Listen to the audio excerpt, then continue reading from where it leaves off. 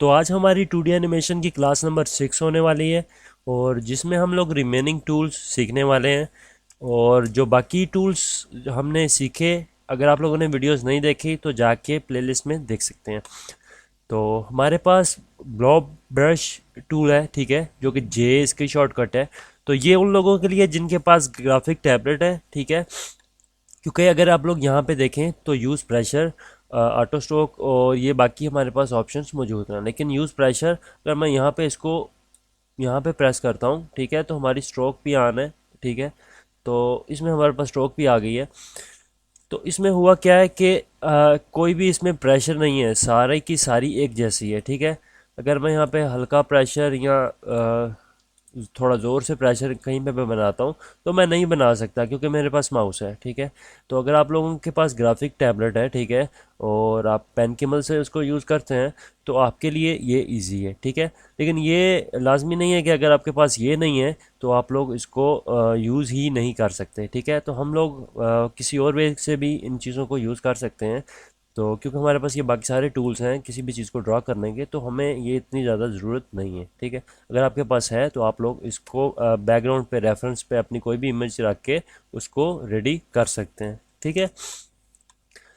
तो उसके बाद हमारा नेक्स्ट जो टूल है वो डिलीट अरेज है, ठीक है। यहाँ पे डिलीट शेप नहीं है, अरेज है। और इसका मकसद ये है कि हमारे पास कोई भी होती है, शेप होती है, एक्स्ट्रा होती है। तो फॉर एग्जांपल मुझे यहाँ पे काफ़ी ज़्यादा कम्प्लेक्स हो जाती है, तो मुझे कुछ भी बीच में जाके डिलीट करना है या कहीं और पे जाके डिलीट करना है जहाँ पे मुझे एक एक सिलेक्ट करना मेरे लिए काफ़ी हार्ड है। तो मैं इस टूल्स को छोटा बड़ा करके जिस भी पॉइंट्स पे जाना है मैं उसको यूज़ कर सकता हूँ, ठीक है। तो यहाँ पे हम लोग 30 रखते हैं और यहाँ से डिलीट करते हैं तो ये डिलीट नहीं हो रही।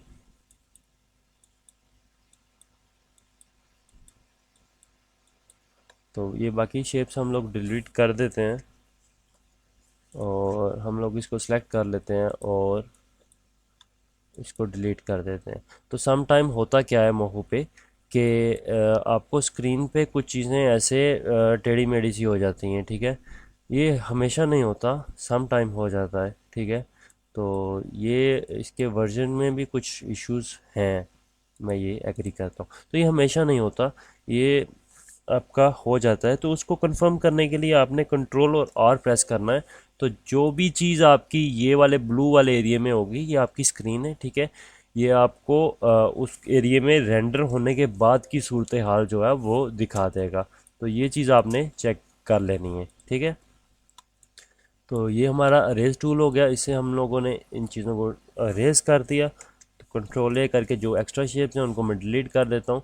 तो यहाँ पे हमारे पास रिड्यूस पॉइंट है, उसके लिए हम लोग क्या करते हैं कि यहाँ पे एक कॉलम ले लेते हैं और कॉलम मैंने बना लिया है, ठीक है।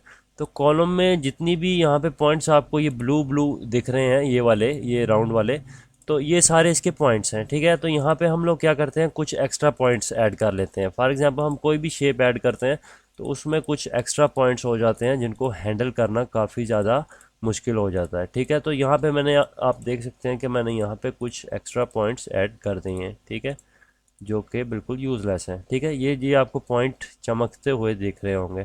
तो इस टूल का मकसद ये है कि कोई भी हमारे पास एक्स्ट्रा पॉइंट्स हो गए हैं तो उनको ये ख़त्म कर देगा, ठीक है।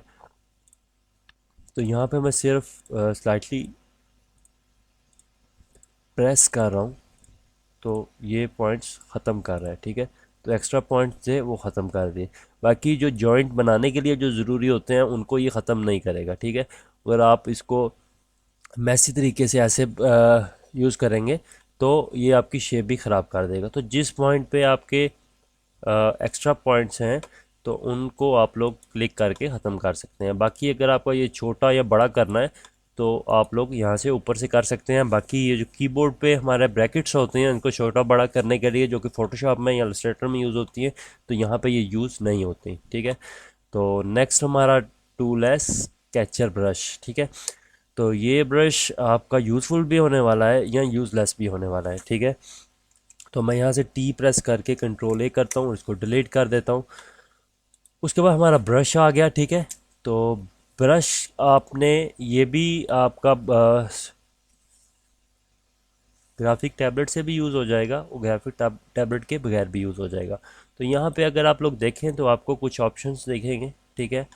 तो इसमें आप लोग इनकी विड्थ और बाकी चीज़ों को छोटा बड़ा भी कर दे सकते हैं, ठीक है।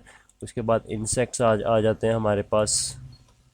उसके बाद लैंडस्केप यानी कि ग्रास है हमारे पास, ठीक है। उसके बाद लीव्स, मैंने ज़्यादा जूम आउट कर दिया। लीव्स है हमारे पास, लेटर्स, उसके बाद सी लाइफ, उसके बाद स्मोक। अभी स्मोक आपको दिख नहीं रही होगी, कंट्रोल और प्रेस करता हूँ तो ये क्योंकि काफ़ी ज़्यादा एलिमेंट्स हो गए हैं, ठीक है, तो ये रेंडर होने में थोड़ा सा हमें टाइम लगेगा। तो स्मोक कुछ इस तरह की होगी।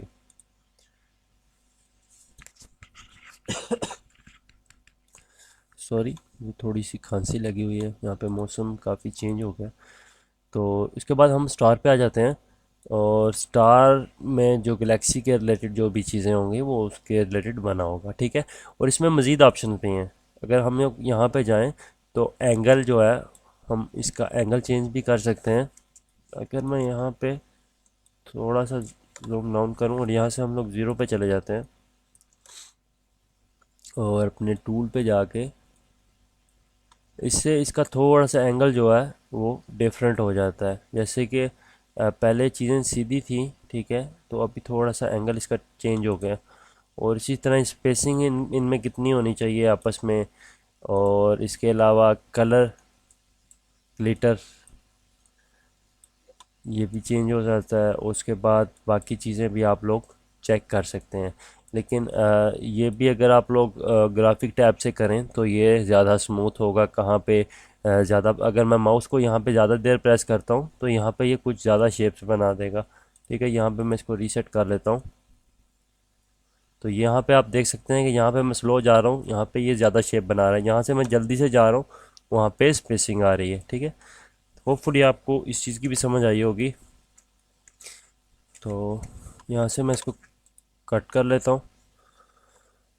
और बाकी जो हमारे पर्सपेक्टिव पॉइंट्स टूल्स हैं और ये जो टूल्स रह गए हैं ये हम नेक्स्ट वीडियो में देखेंगे।